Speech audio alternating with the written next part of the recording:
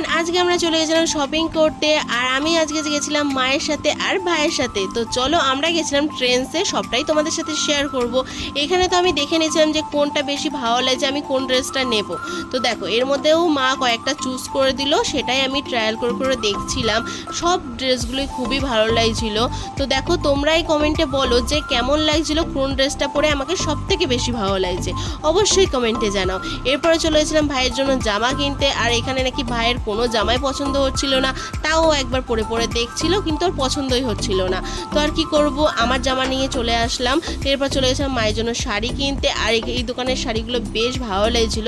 তো এর মধ্যে মায়ের একটা শাড়ি খুব পছন্দ হয়েছিল, আর সেটাই মা নিয়ে নিয়েছিল। বেরোতে গিয়ে দেখছি প্রচণ্ড পরিমাণে বৃষ্টি হচ্ছিল। তো বৃষ্টি থামার পরে চলে গেছিলাম জুতোর দোকানে ভাইয়ের জন্য জুতো কিনবো বলে। আমরা জুতো কেনার পরে কি কি করলাম, কি খাওয়া দাওয়া করলাম, সবটাই তোমাদের সাথে শেয়ার করবো নেক্সট পার্টে। তো আজকের মতন বাই।